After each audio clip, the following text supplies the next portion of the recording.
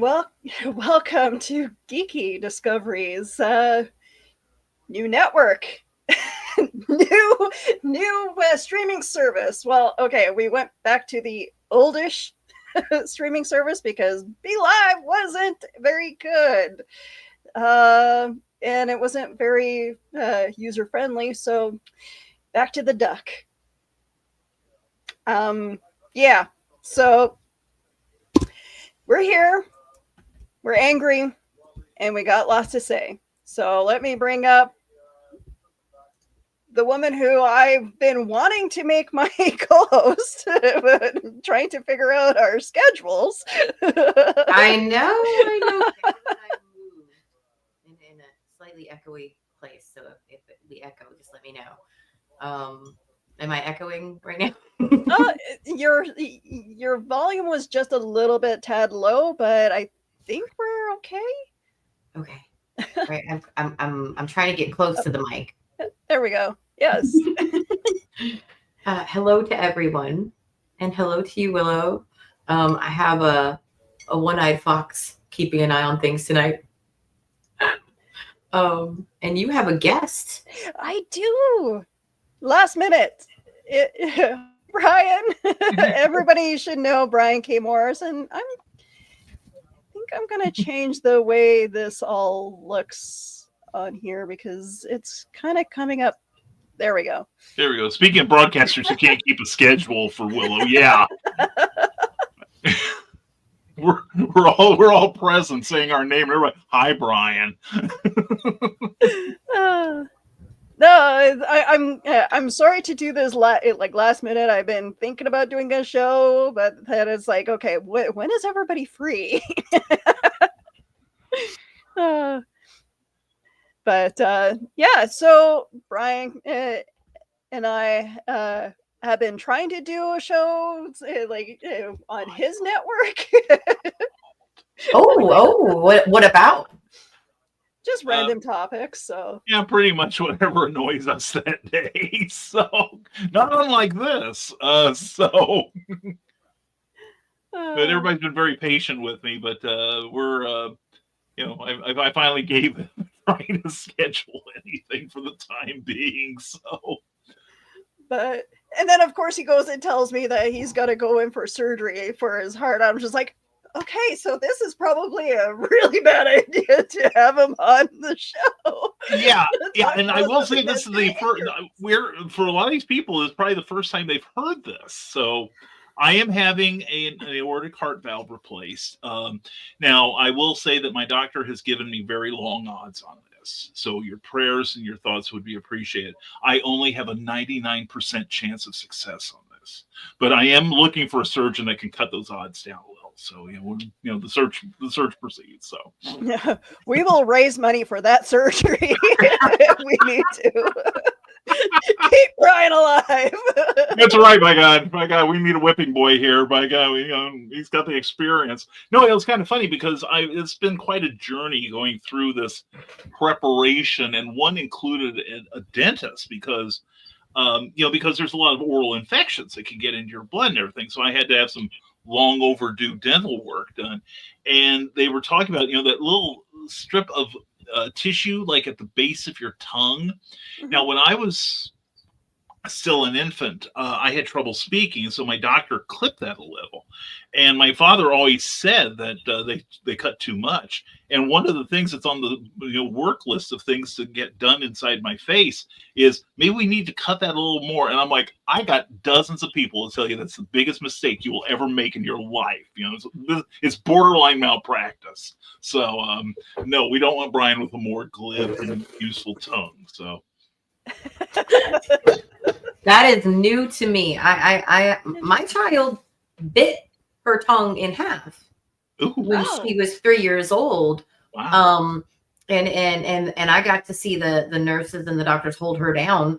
You want to talk a little bit about rage? I want to talk about mom's rage. If there's any moms watching right now, if you understand what it's like for someone to bait you, whether it's real or as in like, holding your child down physically or in a bullying situation in school or something.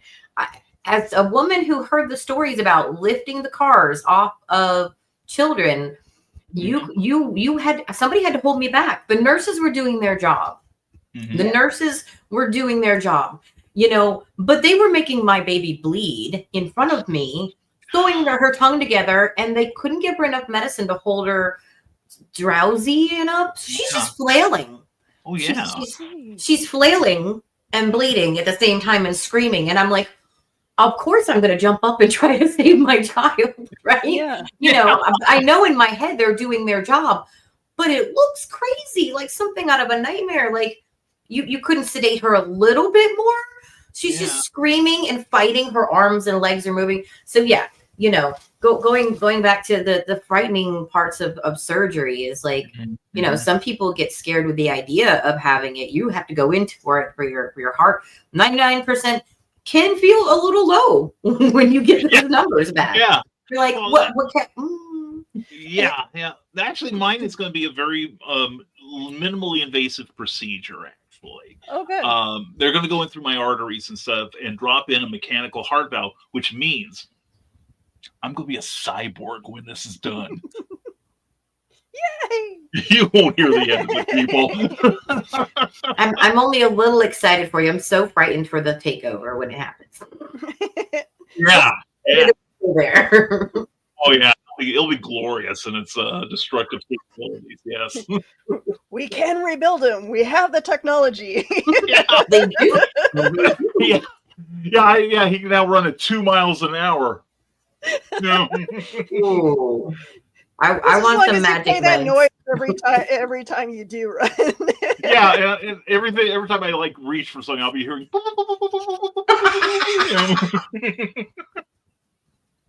Oh, but that'll be my new phone. My ringtone on my phone. Brian, would you get me a can of flour? Sure. Pray for my wife. But yeah, no, speaking of rage, we're getting lots of comments on our, not really a good segue, but I apologize. I can't segue for the life of me. Carl Witzman, hello. Greetings, everyone. Hey, Carl. Donna Carlene, hello. Hey, all. Don't forget to like and share, folks. Thank you very much, Donna. I appreciate that. Hey, Willow. Hey, C. Everybody says hi to everyone. Hi, it's GM. And you can't escape that easily, Brian. You're not the first person that's told me that. I'm on the board of directors of this one book group, and I told them the first thing they have to do is replace me. That's their number one job in this world. And I said, what does it take to get off of this board? And they said death. And I'm like, I may have an ad coming up here. Like, don't promise anything you can't hold to. That's right, my God. They set the parameters. Who am I to question it, right? But yeah, bionic BKM. You're right. But yeah, no, I know it's frustrating down there for the medical shit that you guys have to deal with. Yeah, and it's just as frustrating up here in Canada. Like, despite what you guys believe, our taxes do pay for our medical stuff, but unfortunately, whoever's in charge of our provinces are the ones who control what happens with our medical. Manitoba, the province that I live in, our medical system sucks so bad. Like the waiting times, I've gone to the hospital just to treat a burn on my arm. I waited for 16 hours. Ooh. 16 to 18 hours. Oh man. Wow. And I just wanted them to, look at it, make sure that I didn't do any real damage to my arm. Like I burnt myself making coffee. And my husband told me that I need when he saw it, he's all go to the hospital and get a tetanus shot. And this was like 10 years ago, a little over 10 years ago. And so I'm like, no, just treat it, just put some burn cream or whatever, treat it, clean it up and it'll be fine, right? 16 to 18 hours, and most of that is like half of that is waiting in the waiting room, waiting for a room, and then the other half is waiting for the doctor to show up. Yeah. And so nurse came in one morning at like 3 a.m. and she goes and takes my she monitors my heart rate, and I'm just like, well, now it's normal because I'm pissed. Yeah. I normally have low blood pressure, and Oh yeah, yeah. Well, I see Carl says he's heard similar stories from the UK. Yeah, I have too, and also like the Northern European states, nations have like this kind of nationalized healthcare, and all of them all of them suck to one degree or another. I don't know if there is a perfect form of. I understand the emergencies get taken care of first. Yeah. Don't get me wrong, but nurses, unfortunately, it seems like the nurses do most of the work than the doctors do, and I feel bad for them, because then what's the point of having the doctors? Why not give why not give the nurses full capabilities to treat people? Oh yeah. Oh yeah. Yeah, always make nice with the nurse practitioners. Oh yeah, the family nurse practitioners. I mean, they are basically doctors. Yeah, in many, many, many ways. That's true. I don't know. Because it shouldn't be. You shouldn't have to wait like 18 hours to see the doctor if a nurse can treat you and or triage you or whatever needs to be done, whatever decisions need to be done. And we have even family doctors. Like, family doctors are few and far between in my city, and it can be months before you see a family doctor. Hence the reason why a lot of people end up going to walk-in clinics or even the hospital for menial things. Yeah. We do have a couple of urgent care areas, but we've closed down ERs in my city. Really? Wow. Yep. Because they're like, oh, we're gonna try to make things easier and centralize everything. But meanwhile, we have places in my city that are like small towns. Like we've amalgamated little towns into one big city. We call it Unicity back in the 70s. But these little towns, they still relied on their hospitals. So now they're driving miles to come to the downtown area. And it's just, it's so stupid the way our government did that. Agreed. Carl says, although you could wait here in our town for 4 hours if you don't come in an ambulance. 4 hours would be like a nice day at the hospital. Donna says it takes less time to go there and get treated than to drive 3 minutes and have to wait here. Yeah, I don't know. That's true. I actually went to the doctor. I had split open. I got a scar here right above my eyebrow where I had a concussion. I told you guys about it on my back of the cereal box when it happened. And so I had bloody gash here. Well, they gave me ibuprofen, which I have at home. Okay, extra strength, which I did keep from the last time, not expired. So I had it at home, and they glued my skin together, which I also have here as a first aid. So, and then they charged me $3,000 after being in the hospital for almost. Here's the thing: the wait time. Your wait time. I had like 2 people in front of me, and then they let me in. I would say I was total there maybe 4 hours, but $3,000 later. Ibuprofen and glue, and they send me home. They're like, we'd like to do scans. We'd like to do this. I'm like, I know I have a concussion. You know, you told me there's signs of a concussion. You're going to do anything for a concussion. You're going to keep me longer. And then you're going to send me home with more money I've paid. So no, thank you. Goodbye. And they went, well, ma'am, if you leave against our advisement, and I'm like, I have 2 on-center nurses. I know exactly what you guys are going to do, and it's okay. You're just going to finalize everything after 3 or 4 more hours of waiting for more nurses that aren't going to come in because they're too busy. And tell me, do you need anything else? Do you feel any worse? And I'll say no, and they'll send me home Yeah. with a $4,000 bill. Yeah. That's the question.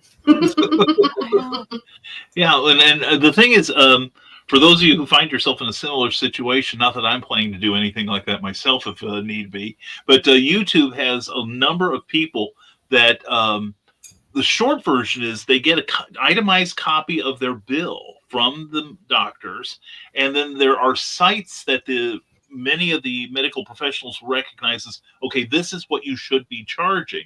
So like for a Q-tip, you know, maybe your medical provider charges you $100 for it, and I say that, you know, you laugh, but I got a hold of my mother's bills, and this is back in 1990, and they actually charged her $100 for a Q-tip. But anyway, you go on, and it has what the prices should be, and then you go and you contact the financial department and say, well, you've got $100 for a Q-tip, but your site here says only $1, and get them to mark it down as you go. And if you got enough room on your credit card, if you say, do I get a discount if I pay it all off today? And if you get it down far enough and then put it on your credit card, Right. This is the learning place. This people. is so to me, this is bizarre because we don't have like itemized bills. You have to request it specially. Yeah. But however, and I apologize for going right into the politics, but unfortunately, didn't take long, did it? I know, among other things that makes us angry. Yes.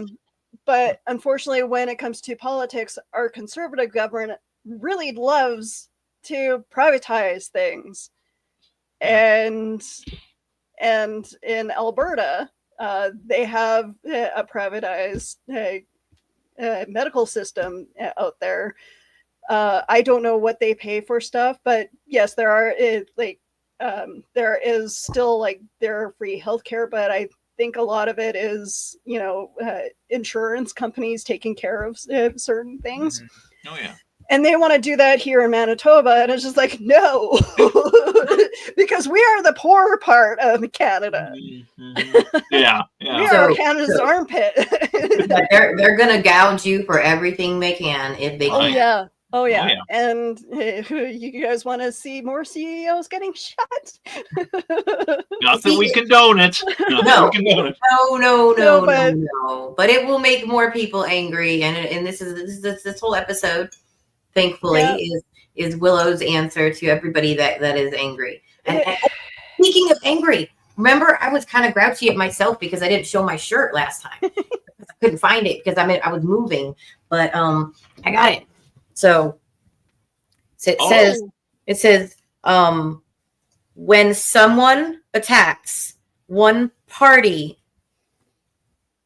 member, like you see these, right? This is America, just in case somebody's worried about it. America, right. And we have the trans rights, we have the trans colors, we have the full rainbow, we have all of the nationalities represented. Okay, and then you get down here and it's we all roll for initiative. Do you see that? Oh, nice. We all roll for initiative. All. Do you hear all? Is that ragey enough for you? Okay. Is there somebody angry here that is angry that we have to all work together? Because that's what this shirt is about. But unity enrages people. Yep. It's like, we have to be united. I'm saying to be best buddies. I don't like some of you either. But guess what? That doesn't mean we have to actually fall for the bait and rage at each other. Okay, one of the reasons I'm wearing green lipstick is that girls, especially, I'm gonna bring it up again. Girls pick on other girls, okay, and it goes from little girls to big full on millionaires, I'm not going to mention any names about famous singers or actresses or anybody, but you know, and things as stupid as this. And also because I saw Wicked, and if anybody watches Wicked, there's a lot of hate in that I they haven't address. seen the movie yet, but I've seen the play, and it was so good. Ooh, I want to talk about rage bait. Let's talk about the star, one of the stars of Wicked, and how she's not of a certain nationality. Okay, I'm sorry. That boggle, that throws me for a loop there, because, like, as someone who loves the theater, and I can't say that someone who is white does a better job at being a witch. That they color green. Yeah. Yeah, didn't they find a green actress to do this? I mean, come on. That's interesting. And then I'm hearing that one of the women who was in a wheelchair got bullied because it's like, oh, you're mocking people with disabilities. She has a disability. That's her freaking wheelchair that they used. Yeah, I saw a quote several months ago from a British actor, and I wish I could remember who it was, but he was answering this very question about, can a straight man play a gay man and vice versa, etc. He said, if we all played what we are, I can only do roles about an actor. There you go. That's gonna be a real short play, kids. Beautifully said. Exactly. I attempted to play a rich person. I'm not rich. Does that mean that I wasn't right for that role? Yeah, and I've done community theater and some movies, and I've played like grumpy old men. Well, okay, maybe it tracks, but I played straight men, I played gay men, I played I played politicians, just a whole gamut of things. I played a thief, just all kinds of roles, and creativity would be very, very, very limited if we all just talked about what we knew. And being a writer, they always say you write what you know. And of course, I just happen to have a book here where I did some race swapping. Hashtag always promote. Willow knows what I'm doing. Yep. Always on Amazon and all available things. But I did that. But the thing is, when you do that, you got to make sure you get it right. You got to make sure you're 100% right. Do your research, do your homework. Don't write about what you think it is. Research it till you can write about what you know it is. So. Yeah, but you don't have to live it though. No. You don't. Now, granted, there are some method actors, and writers that almost embody their characters at times just to get it. And I'm not saying that's not a beautiful form of art. Mm-hmm. It is. But also, we've had painters that lost their minds, and it made them so much more of an artist in many strange ways. However, that is not to say that someone cannot step outside and walk in another of moccasins. I mean, that's an old term, but it's a good term, and once you learn those moccasins, then you can speak on it just a little bit, maybe not completely as well as someone else, but that's the illusion of creating fantasy. Yeah, exactly. Because we're all professional liars. We're all professional storytellers. Exactly, yes. Well, my wife calls me a professional liar, so there goes my Olympic standing. You got to be a lawyer then, right? Isn't that how that works? I watch a lot of legal things on YouTube. You should play a lawyer. You should play a lawyer. There you go. I would like to, because I find this is a little diversion. I find watching things about the law endlessly fascinating. For some reason, because it's not like Perry Mason. It's almost like there's a dance, okay? Like an old-time 17th century dance where everybody had to do this particular dance in a certain way, and there's a procedure. And when you understand it, it's to make things move quickly, and also, at least in this country, supposedly, to protect the rights of the people involved on both sides of the issue. Like being self-incriminating, incriminating yourself and things like that. and I find it's almost like watching an ant farm. It's just endlessly fascinating to me. Yeah. So, but then again, I used to like liverwurst and jelly sandwiches when I was 3. So don't take me as any example. So. Whoa! I thought I was weird. I like you so much more now. I thought I was weird eating my. We're bonding. We're bonding. You know. I love this. Yeah. I love this. Yeah. Yeah. You want weird. Willow hit the jackpot when she brought me on. So. Well, it's funny because Aubrey, I know you have Kindred in your name on social media, and so I like meeting people because there is a way to connect with everybody on a kindred spirit kind of way, and meeting Brian K. Morris when the pandemic came, he became like everybody's best friend. Because I was everywhere. You couldn't turn on your computer and I wasn't there. So, yeah. I did my duty. So, although I feel like Tim Walls has taken your shtick. I'm glad to abdicate my responsibilities to Governor Walls in this case. He's doing a fine job, I feel, being America's father. So, whereas I was more like America's creepy uncle. So, a little light on the creepy, right? Some days more than others, yeah. Well, know thyself. But you're more than welcome at any of our houses for Christmas. So. Oh, you say that now. I mean, if you bring presents. I have a presence, if that's anything. So.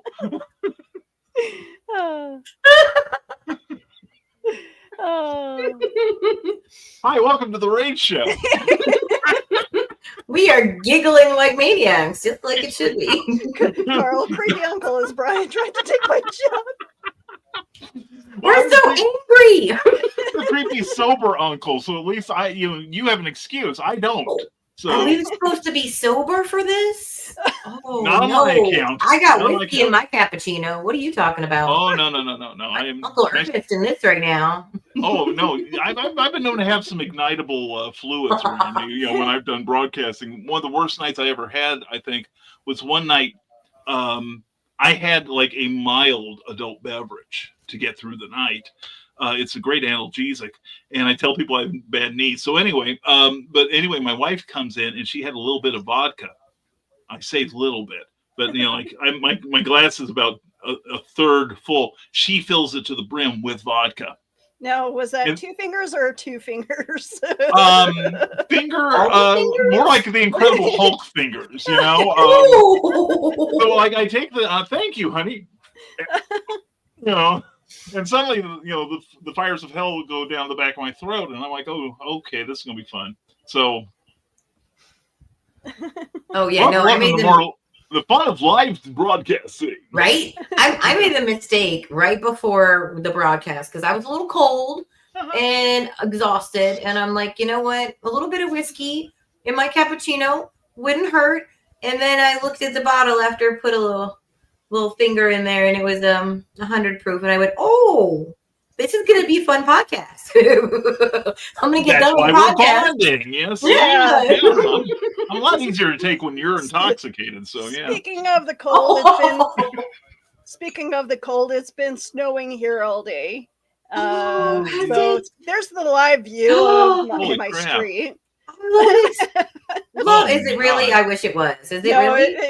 That pretty much is what my street looks like right now. Oh my goodness. So I'm going to be ridiculous right now, even though I'm experiencing the cold and it's like in the 50s here, and I'm bundling up in leather and warm socks and stuff. I still miss the snow like ridiculously. I don't understand. Like, I'm angry at myself for that. You want to talk about internal rage? Okay, why do I miss the thing that makes your limbs fall off? But I do. My wife is from Buffalo, New York. Oh, Massachusetts. Yeah. Okay. I get it. I lived in Newport, Rhode Island one summer when there was a blizzard in June or May. So Minnesota. Back in 77. Yeah. Ooh. Yeah, that was, it's like, what was it? I remember I came in on Sunday. It was 70 degrees to Newport, Rhode Island. Then Monday we had the blizzard. Tuesday we had the blackout, like from Boston on down to us. And Wednesday I'm like, can I get a ticket home? We at least wait till the proper time to, like have things go to hell season wise. So I know Joe's. We're walking around the mall today, and Joe's like, we should really move to the Bahamas or something. I'm just like, it would be nice, yes, but bugs. Lots of bugs. yeah. We complain. We complain about the mosquitoes in our city. I'm sure that they have worse bugs than us. Well, I've come to the conclusion through my many travels that weather sucks everywhere. You just have to figure out what your poison is. It's like Florida sounds great if it weren't for the hurricanes. And I live in a tornado alley here, and that makes springs exciting. Or you have like 120 degrees, zero humidity weather. Or you have earthquakes or whatever, snow, and it's like, it just Earth is a terrible place to live. You just have to decide what your tolerance limit is. So, no, I mean, like, you can get angry at the weather here, or the people that don't know how to freaking drive. Oh, yeah. Yeah, it only happened last year. Sorry, your short-term memory's shot, Sparky. So yeah, I get it.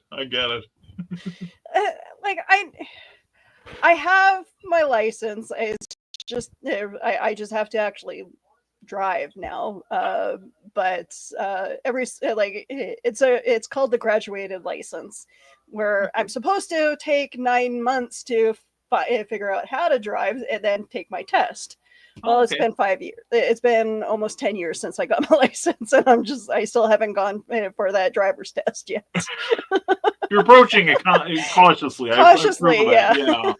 I'm still a little hesitant on like learning how to drive fully, because Joe, my God, he drives the bus. He's been a bus driver for 13 years, and that he sees on a daily basis. I bet. Like, people will cut off a bus, a 60-foot bus. Oh yeah. 18-wheelers here in Tennessee, just people going from it. I'm like, yeah. And the amount of people that don't pay attention to what they're actually doing, like, people will just cross the street, and with no care in the world, they'll cross with their baby in the carriage. What? Busy freaking street. Yeah, in the middle of the street, and they usually are on their phone, not looking up. Where we used to live, we were in a university town, and I'm not saying they're dumb. University of Illinois, Champaign-Urbana, but we'd have people walking into the street, and the way things worked in Illinois was if you were like jaywalking, if you were outside of a crosswalk, if a car hit you, the pedestrian's at fault. Oh yeah. No. And that's the way it should be. Same here in Indiana. So yeah, and I approve of that. It's called thinning the herd. Okay, well, okay. Okay, as someone who's going to be opposing now, we're going to start the rage in the actual room now. All right. Okay. So I don't feel like there's enough crosswalks. And I was a young person who was 18 going on Dum Dum, like a lot of us are at 18. And I crossed a busy 4-lane road where there was no one. And back in the day, my great-grandparents, there were no crosswalks. Mm-hmm. So they taught me to cross when there was no cars, right? Mm-hmm. This is back when they moved to Massachusetts. So like, when I was not born yet. Yeah. Like way back, like 1920, 1930s. And so they taught me this is something you were allowed to do. So I come to Tennessee and I'm like, my coworkers working at a gas station. Okay. There's McDonald's 4 lanes away. My coworkers are like, really want breakfast? And I'm like, nah, I can do it. No big deal. We're like, you don't got a car. How are you going to do it? I'm like, I'll run across the road. They're like, you're going to run across the road? I'm like, yeah, I've seen other people do it. Joe Schmo that we work with had done it the other day. And I'm like, see, nobody's coming. I'm going to go, right? Nobody was coming. Then behind me, in the gas station, again, nobody on the road. A 16-year-old with a lawyer's father, or a father that was a lawyer, rather, decided to come out of the gas station at 35 miles an hour and decided that he was going to be on his phone while he was driving. Ooh. And he didn't see me. Mhm. And he hit me with the side of his car, and I broke off his side mirror. And his Good. father sued my father, even though I had a concussion and a giant ostrich-sized bump on the back of my head. Mhm. And I flew through the air about 3.5 feet, according Mhm. to the reports of people who actually saw me land. Right. I would have made it across because I was on the side of the road where the other gas station that he pulled out of, and the McDonald's was. I was about like 12 steps from the edge of the Oh road. my god. And this kid was not paying attention, and he wanted out of that gas station. He was like, no, brand new Mustang. Yeah. And to every rule, there is an exception. So I will say that. Yeah. Oh, That's yeah. what happened. Wow. So I think there should be more crosswalks. I agree. I fully because- agree with you. And It educate the depends people on how on- to use them. Depends on what kind of city you're living in. My city, there's literally lights on every block, or like street lights. That's awesome. And the pain in the ass about it is they're not timed properly. So you'll stop at the red light on one block, Yeah. wait, Yep. and then go a block, and then stop at the next red light. So you're just constantly stopping and going and stopping and going, and that is ridiculous when it comes to like rush hour. Mhm. Yeah. Like, Yeah. Oh yeah. I live on on one of our the busy highways, just off of one of the busy highways. And why do they allow people to park on highways that are busy? What? Wait, what? Yeah. I've seen that. Like, Oh, you okay, mean like so, the 2-lane country highways? So yeah, we Osborne Street is should be designated as a highway, as far as I'm concerned. There should be no parking on the street, especially during rush hour. Mm. But they do. But they do. Wow. Yeah. Holy So cats. I've often thought of writing my city about that and saying, hey, can we get the no parking bans up? Yeah, Yeah, there's one thing that annoys me, and it's not the thing itself. We have in Indiana, we have a number of what are called roundabouts. Where it's a circle, and people move in. The people inside the circle have the right of way, and when you see an opening, you move in. You become part of the right of way. There is a street in Indianapolis that I avoid, like it's got cooties, and it's got a roundabout every block. And you get a little speed, 20 miles an hour. Okay, we're gonna really live on the edge and maybe do 21 or 2. Oh, here's the roundabout. Okay, Yeah. fine. Oh, and then there's a block away. There's another roundabout.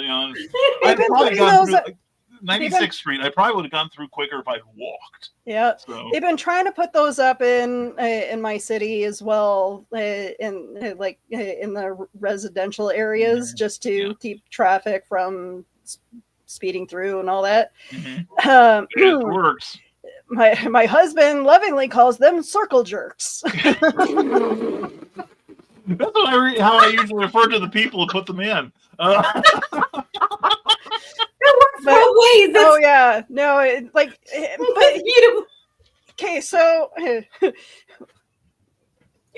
in my city and in my province, I think it's a province-wide issue. Is people do not know how to drive, period, no matter how clear the weather is. Mhm. But people will literally stop on a merge. Yep. Ooh. And it's just like, oh my god, why are we stopping? And then I don't know if the rules are the same down there for driving as it is up here, but people should be turning when they need to turn to the closest lane that is free. Mhm. Why do people wait to get to the farthest lane? Meanwhile, the lane that they should be turning into is free. Yeah. Yeah. I know. The only time I do the furthest lane, I'm not gonna lie. The only time I do the furthest lane is when there's nobody behind me. They're either stuck at the light, or it's that time of day, and there's nobody for like 5 cars. Because I don't want to be that person that goes this way and there's a car right behind me all of a sudden. You know, right around the edge only. Okay. I don't understand that either. That causes issues. I will say, as part of the road ragey thing, I have learned to be more chill when it comes to most of the traffic things, because one, I am a neurospicy person and I can get distracted and impatient, and so sometimes I do mistakey things on the road. But I hate being followed. I think it's funny when you say, if you're gonna ride my, pull my hair, give me a date, something, ha ha ha. Okay, that's great. There's only so many times I laugh about that. Before I'm like, if I can see your car, but I can't see the lights, even if it's not nighttime, you're not supposed to do that. You're not supposed to do. Okay, I was in an accident last year. You guys know, October. I got sandwiched in my Kia between 2 trucks. Oh, that's what happened last October with my wreck. No.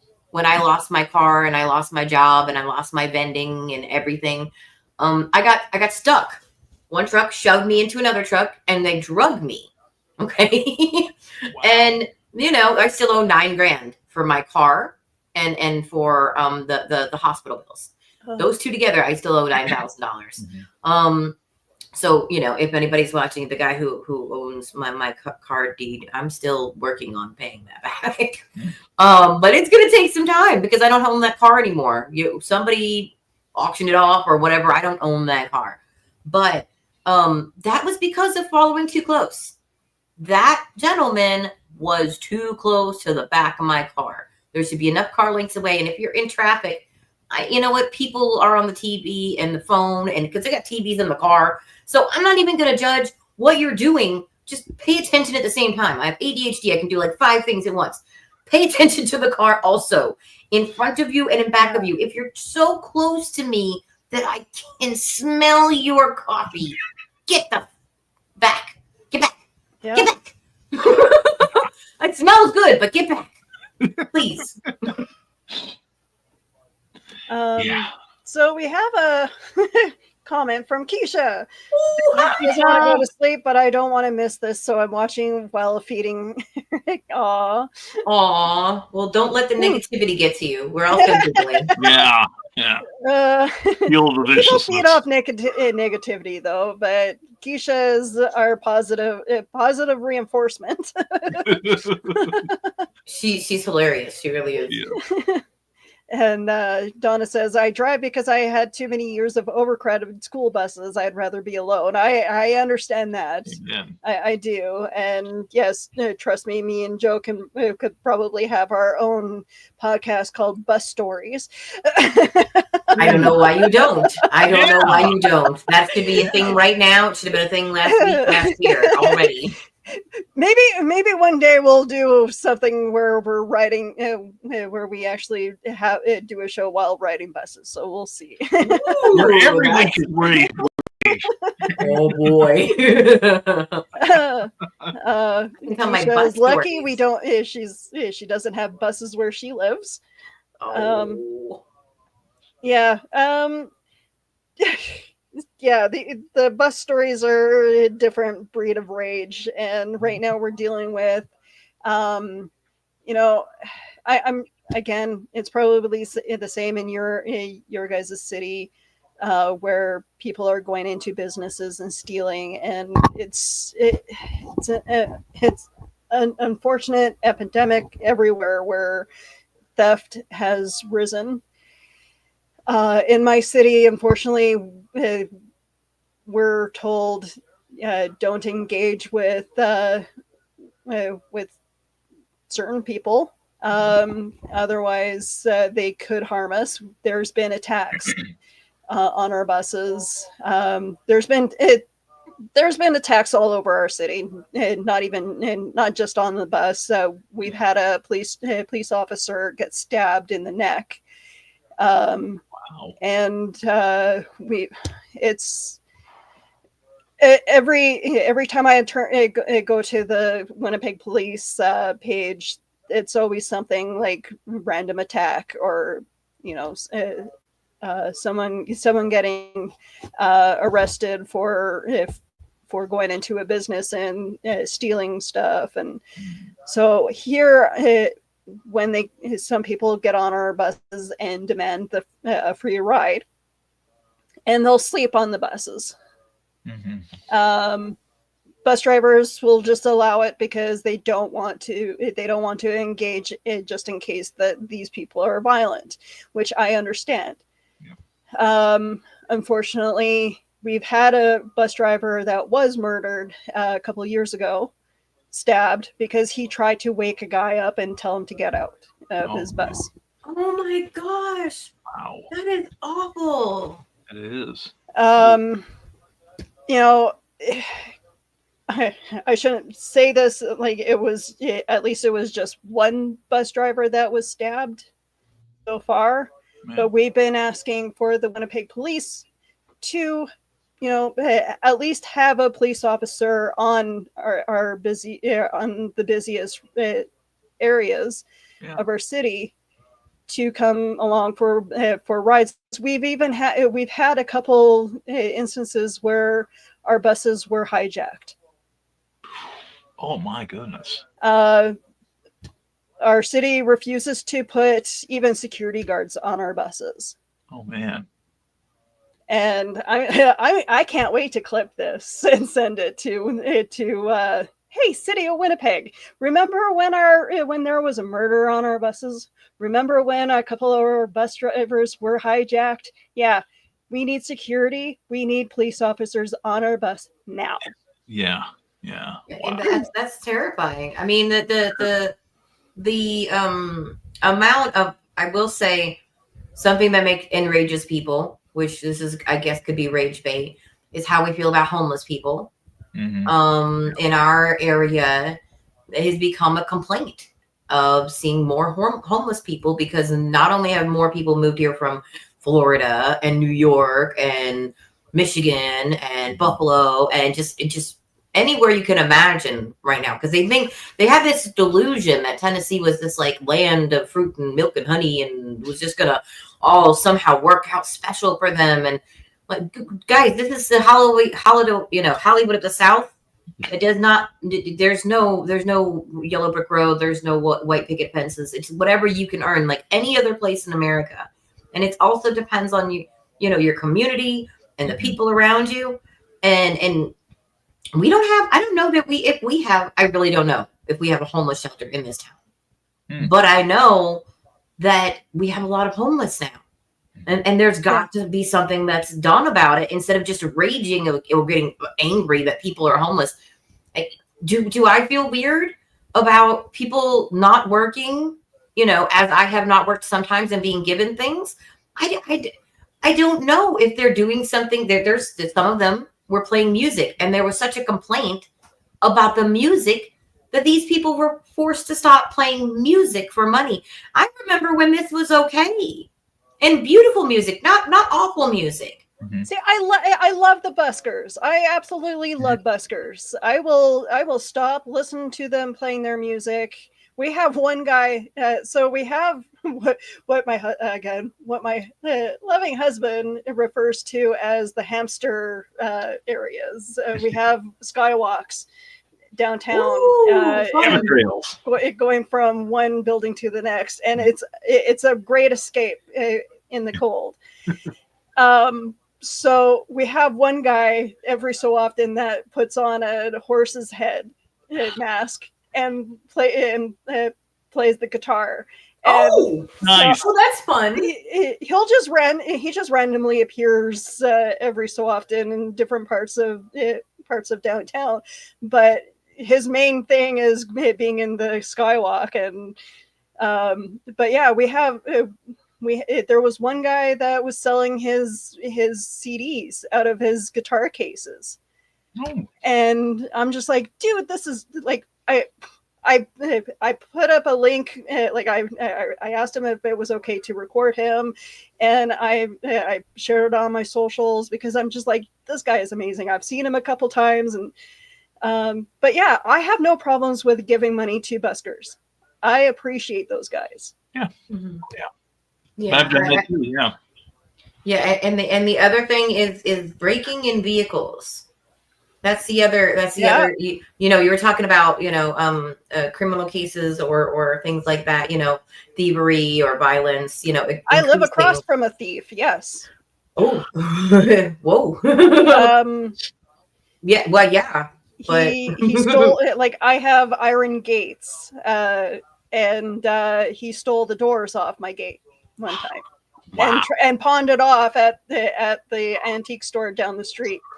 Oh my gosh! Oh yeah, Holy cow. I found it because I messaged all the pawn shops and all the antique stores in Winnipeg to see where, if they ended up at any of those shops, and the guy only got $30 for them, and I'm just like, seriously,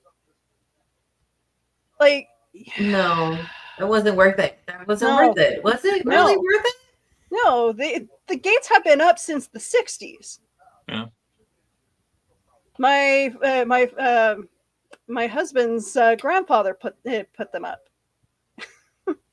Wow. Of course, then again, one of the major problems with a lot of homeless people is mental illness. Mm-hmm. Well, yeah. If that or was addressed. drug addiction, something like that. Where $30 may be just what they need to get them through the night. Yeah. So, Hmm. or they may be impaired in a way that they can't make a good decision, which would be don't take the gate in the first place. But Oh yeah, like I'm fairly certain he has he has some kind of addiction. I'm also convinced that he's also a meth head. And Well, that is a because crazy addiction. we've had or at least like someone who lives with him provides him with drugs. We've had the police go raid the house. And I actually have that on video. I'm pretty sure he got tased and he was like carried out. And this actually, it should be I think it's the anniversary coming up on that video. are you going to celebrate by turning them in again? Maybe get some more footage or something? No, you need to keep the blackmail because if anything ever happens to your gate again, you'll be like, I got a video of you. You want it on TikTok? When I should actually when they were stolen, I did contact the local news agencies and say, hey, is there a way that I can go? I know it seems weird to talk about stolen gates on the news, and then I ended up getting them back. I'm like, do you guys still want to do this news story? Because I got them back. And they're like, yeah. So I was on the news talking about getting my gates back. Well, that's at least you got them back, though. Yeah, happy ending. I wasn't gonna rest until those things came back because I was miffed. It's like, who the hell steals gates? Yeah. Like, yeah, I know I know it's a vintage thing, vintage aesthetic, but at the same time, that's like the dumbest thing to steal from anyone. Yeah, but it's like you put it in your back pocket or something. So, how do you get them there? Those things are freaking heavy. Did you take a truck? I'm guessing so. Because those things, like, I cannot carry. I can barely carry one. Never mind carrying two down the street. So he had to put some of that money into gas, is what you're saying. Probably. Some of the $30. Yeah. Oh or he probably had an accomplice. He paid him $29. Right? Yeah. Definitely not worth it. Definitely not worth it. Crime doesn't pay. Stay in school, kids. It really doesn't pay. It really doesn't. The pawn shops will rip you off. Right. Don't do drugs, kids, because drugs make you do stupid shit. Right. And keep you poor. Like me. I do stupid shit organically. Right? All the good ones are expensive. Don't do drugs. Right. Weed is Save where it- I stop. Weed save it and up. some You might, alcohol. save it up. You might need it for your cancer treatments. Like, There you go. There you maybe go. not spend it on that. Healthcare could be your drug. Let your mental health and taking care of that be your drug. That would be great if we could do that. There you go. Yeah. Because it costs as much. Well, yeah, and unfortunately, because that's also another reason why prices are we're being told because of all the theft going on, Mhm. prices are going up to make up for the amount of product that is going missing. But that why is okay? I hate being charged a restocking fee for items that I buy. Why are we being charged that restocking fee when it's up to the company themselves to restock their items? I don't know. I can answer part of that. Okay, Because I want to hear this. Okay, because I've worked a number of jobs in my life, and I living in a university town as I did, I used to work in a big box office supply store. That's all I will say about it. And we had like a whole bunch of students at the start of the semester buy laptops with their mom and dad's money, and then at the end of the semester, after they typed all their papers and everything, they bring them, because the store had a very, very liberal return policy. They'd bring them back after the term papers were written, which might be like 30 or 60 days after that, and get a refund on the laptop. And the reason we knew this because our our IT guy would always check the drive, and there are all these term papers on all of these computers. Mhm. So the restocking fee was that, okay, you think you're going to get a free computer, we're going to get at least a little something for it. Now, I agree with you, Willow, about all items in a store having a restock fee. I think that is a bit onerous, but for something like electronics, that I understand. Yeah. Like, okay, I'm okay with being charged certain things for like taxes. Yeah. And especially right now, my liberal government, God bless them, decided to do GST free holiday for a couple months. We don't have to pay the GST on anything. Yay! yeah. Awesome. And some people who own businesses are a little uptight about it because it's like, oh great, now I have to change all my computer systems but I'm sorry that there's certain things that we pay through the freaking nose because of taxes. We're like Manitoba is being like triple taxed on everything.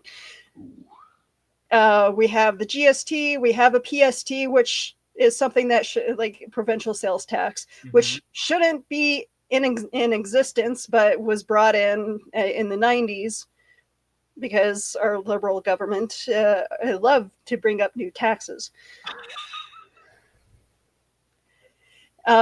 Which, okay, yes, the conservatives want to try to get rid of taxes, but then they bring in their own stuff. So that's a whole nother argument for another time. Yeah. But the provincial sales tax should have been wiped from our lives like 30 years ago. But where did the money for that go? The provincial food tax? I can't remember. I honestly can't remember what it was for, why it was brought in. I'll Google it in a moment, but the reasons for it, I think it was to help bring down the budget. But yeah. When I was living in Illinois, we had something like that too. It was a temporary tax, and it was to bring down the deficit of what the state of Illinois owed various like educational institutions and hospitals. It was only supposed to be around for about 5 years, and we're talking about debts that go back into the 80s. And then when this tax deadline was coming up, when they'd have to take it off the books, suddenly all of the politicians in the state were like, "Oh, but look at the starving children. Look at the people that won't get school lunches if we do." It's like that had nothing to do with that particular tax. Yeah. You're just playing on the emotions of the populace and hope they don't have a good enough memory to remember that you said this was temporary. And so before I moved out, they voted that tax to be permanent. So Yeah. What? Yeah. yeah. And what was their excuse? That the kids would starve, that schools would suffer, that dogs and cats were living together, that sort of thing. So all the good reasons. Oh But my meanwhile, God. they're either closing schools or getting rid of lowering the budget on schools. Oh yeah, of course, yeah.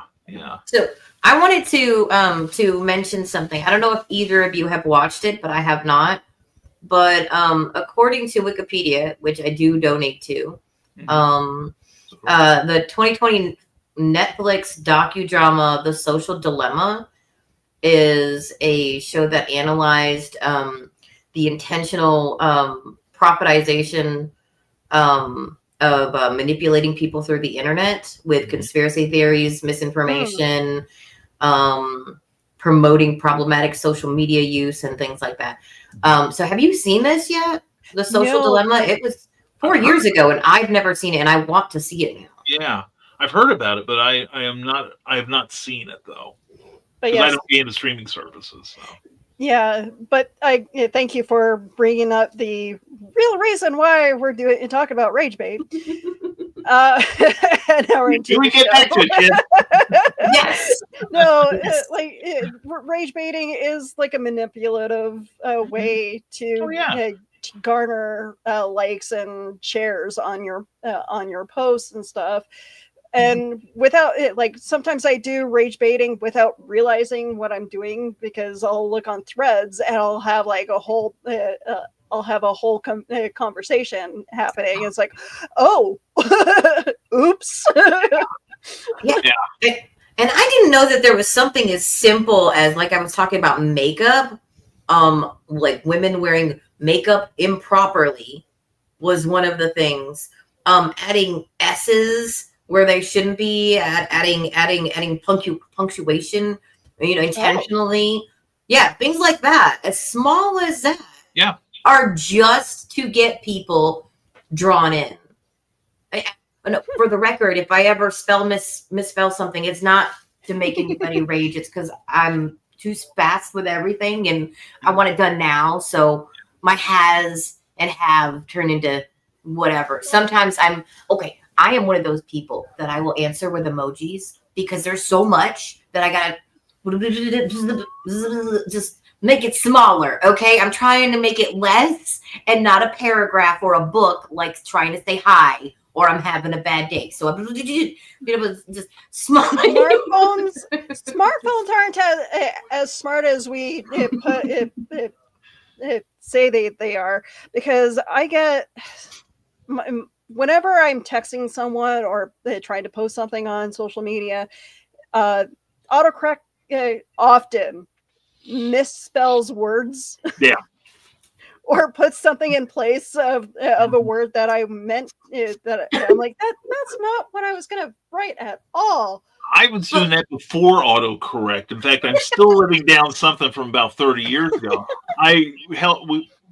My wife and I were helping write this gaming system that we were going to put in, and I was doing a chapter on game etiquette, like pay for the pizza, show up on time if not early, get your conversation before the game starts, that sort of thing.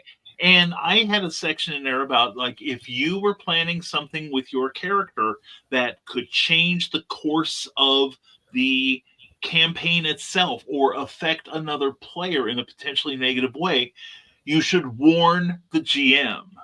Note the emphasis on the word warn. Well, the M and the N are right next to each other. And so, using a typewriter makes me too. I started my friends were greatly amused to see that I put that you need to warm the GM. You need to warm. Nice. You need to warm the GM. Yep. I'm still living that down. So alcohol of choice. I know. We got some curious DMs like, wait, can we put that in the rules? Yeah. Hey, if I thought I could get some action that way, I'd run a game. Anyway. Wait, how many lives do I get? Yeah, I got 5.5 pounds of dice in my room just waiting to be used. So. Do I get unlimited potential and extra skills? Does that count towards the critical hit or not? It's kind of a min-maxing sort of thing. No, wait. No, that's just for the DM's girlfriend. That's how that works. Wasn't that the rule back then? You're like, how did she get that? Oh, yeah. I had friends that were actually like, they were doing the wild thing off set, and as their characters, and they were begging the GM to be allowed to get experience points for it. And I'm like, one, I don't want to hear about it. Okay, one, I mean, I'm a fairly libertine type of person, but this is like crossing several lines that don't need to be crossed. And secondly, oh hell no. So, yeah. No. Nope, not one bit. Nope. Ah. Yeah, I don't care what you do. It just keep it to your own damn self. I don't care, as long as you don't scare the children or the livestock. I don't care what you do. So, okay, I'm looking at the time, and it's been over an hour. Okay, so in the future, I know we're not going to be able to avoid, getting into any angry conversations. But how have you guys been trying to stay away from using like the big buzzwords that are popular right now? I've been there are certain words that I know that people use to push people's buttons, and I hate the word woke. I absolutely hate the word woke. I hate being having that thrown in my face as I'm like, yeah, I'm liberal. Yes, but when it comes to Canadians, and it's like, oh, you are a liberal, and as soon as someone mentions liberal, it's like right away goes into Trudeau and his wokeness, and it's like, look, yes, I'm liberal, but that doesn't mean I voted for the guy. Right. You don't get to lay all of the things at my doorstep because you think I did something I didn't do. Yeah. And yes, so the buzzword things, staying away from the rage baiting, that is something that is hard to do when they keep changing. So when the election happened here in America, I didn't mention the word election. I didn't mention the word president. I didn't mention the word politics. I didn't mention liberal or Democrat or Republican or any of those things. I just talked about how if people were, doing the munchies and junk food and doom scrolling with some blankets and feeling like crap and worried nothing was going to get better, then here was some hugs. And even that was inflammatory. I didn't even have to explain to people what's going on. I had people literally angry calling me going, what is going on? And I'm like, I've been giving hugs. Yeah. Why are you mad? What? So it really doesn't matter. The rage bait depends on the person. So I will say that, Willow, in terms, I think you should make this a revisiting content moment. I feel like this should be a series that you continue later on when someone's like, I'd like to talk about this part of it, because we didn't even get to the mental health aspect or the obsession with people following the rage bait, because trolls have become a thing of popularity and a way to get attention and followers, but they don't care the cost of their own mental health or how it makes other people feel. We have a hate page for our town.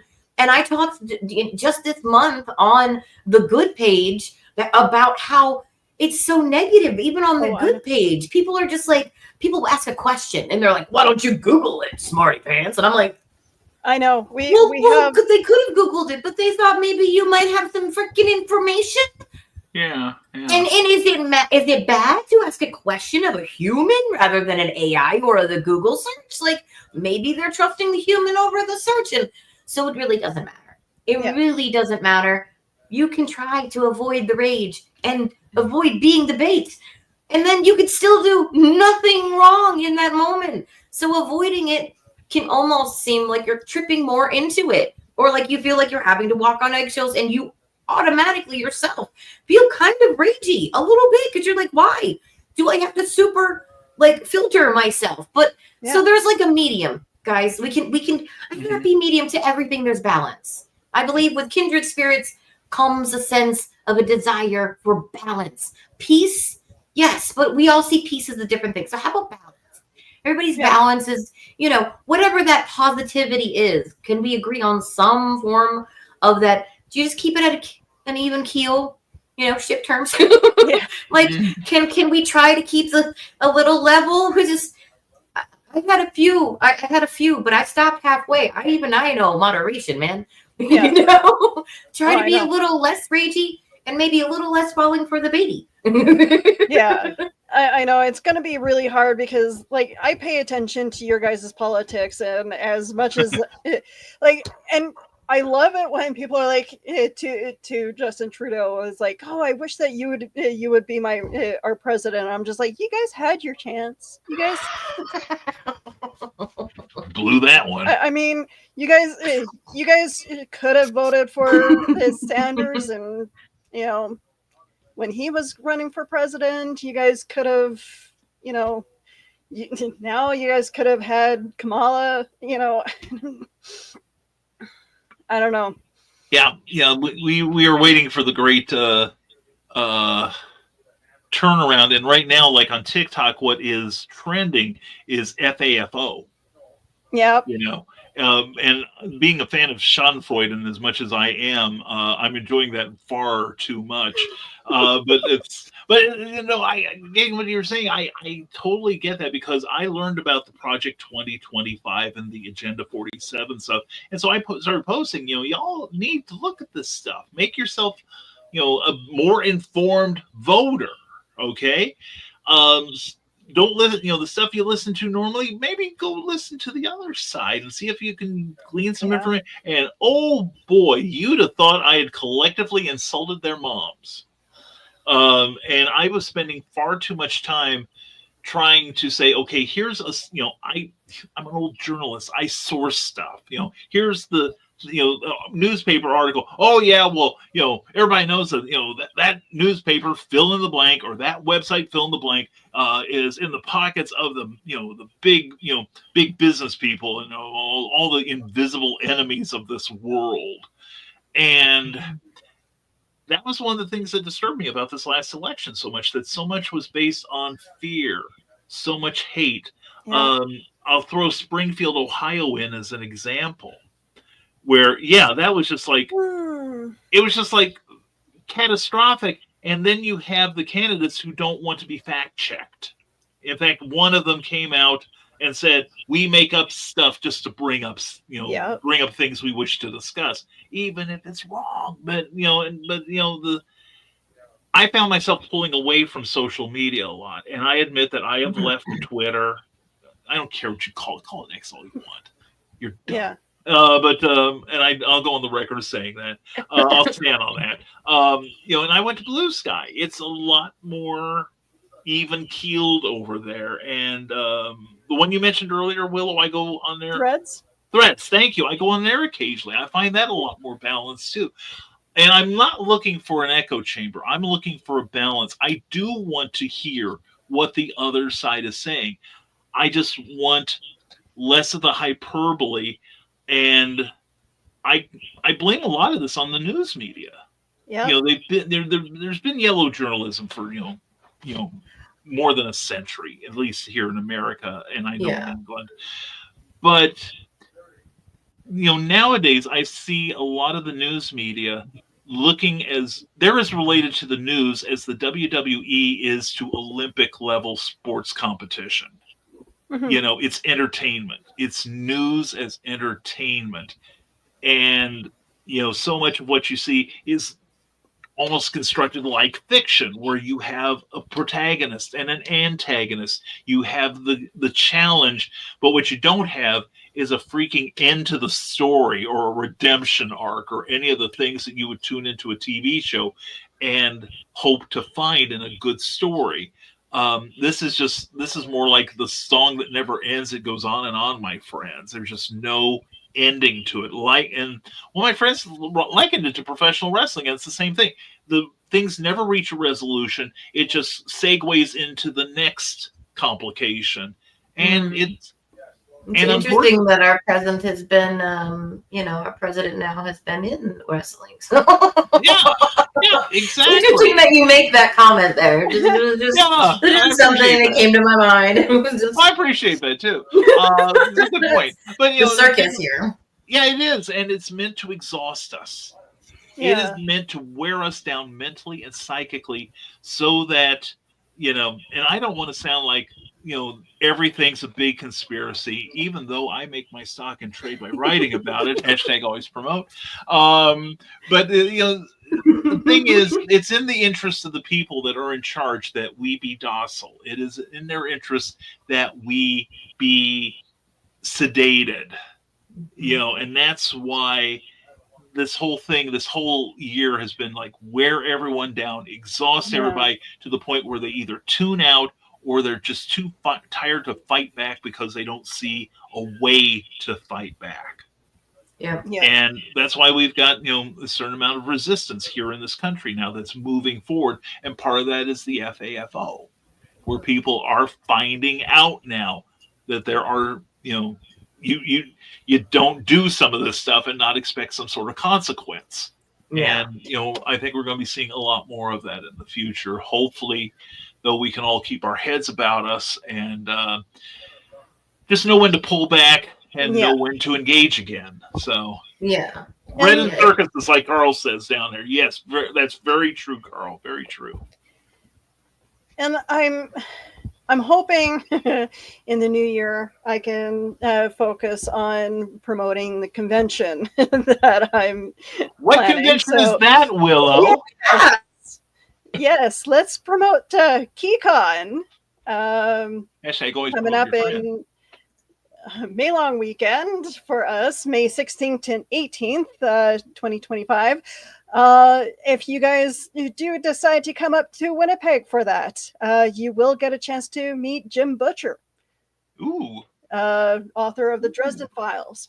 Good writer. So I would love to. I will hopefully be able to interview him prior to KeyCon, but come join us. It's at a hotel, and it'll be like a vacation for nerds. I'm sure you'll have more information on that. Yes. I've already been to a convention with Johnny. I would love to be at a convention with you, though. Will. Really way. Come on. on. You have to crash somewhere, though. We're at a hotel. You can stay at the hotel. There will be a hotel. If you go on keycon.org, you'll be able to see how like the memberships and how much it all costs. But yes, we will be doing opening up the hotel block, or it should be open now. Actually, I'm fairly certain it's open now. So yeah, keycon.org. Nice. So make sure that you guys check it out, and I'm going to be a con chair. Yay! So yeah, sci-fi. It'll be fun. I love sci-fi. Yes. We're celebrating all kinds of cool sci-fi shows and movies, and can you believe that we're celebrating the anniversaries of certain sci-fi shows like Sliders already? It'll be like Sliders. Yeah, it'll be like 30 years for Sliders next year. Really? Yeah. Oh my god. One of my favorites. Yes. Ooh, I can't say anything. I'm watching for the first time ever, and I know this is gonna like partially revoke my geek card for people, but I don't care. Okay, we can't watch every show every time it comes out, but I am watching for the first time Deep Space Nine all the way through from start to finish. I just finished all of the Star Trek episodes, and I am now like watching as one of our favorite engineer redheads runs around fixing the Deep Space Nine station, and I'm like, what is gonna happen? So like, so yeah, so I was a sci-fi nerd when I was a kid, when I was still reading those, those choose your own adventure novels. Yeah. Oh yeah. And then wow, my brain is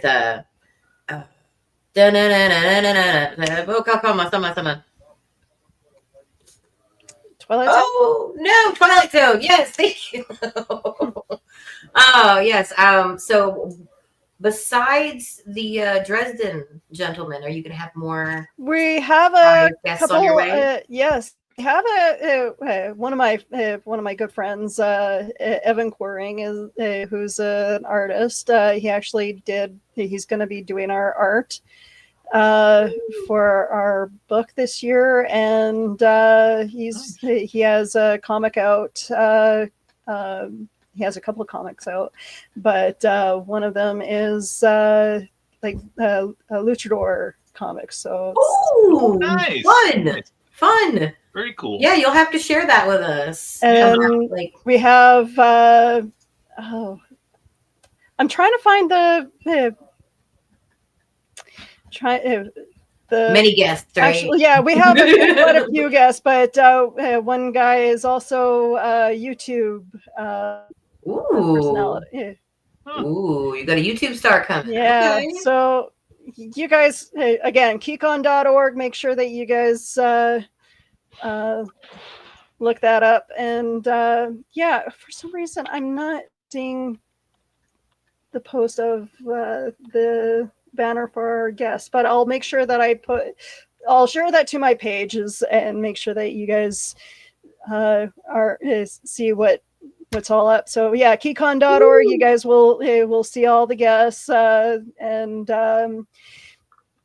can't wait to see you guys if you guys do come up. If I can save up for it, I would love to. No joke. And Brian, I'm gonna put your name in the hat for future appearances at KeyCon, because we need you up here. Ooh, I would love to. I've been in Canada for exactly 120 minutes. Oh, because my wife being from Buffalo, we're right across from we're close to Niagara Falls. She took me there when we were engaged, and to see both sides of the falls. Mm-hmm. So yeah, I would love to.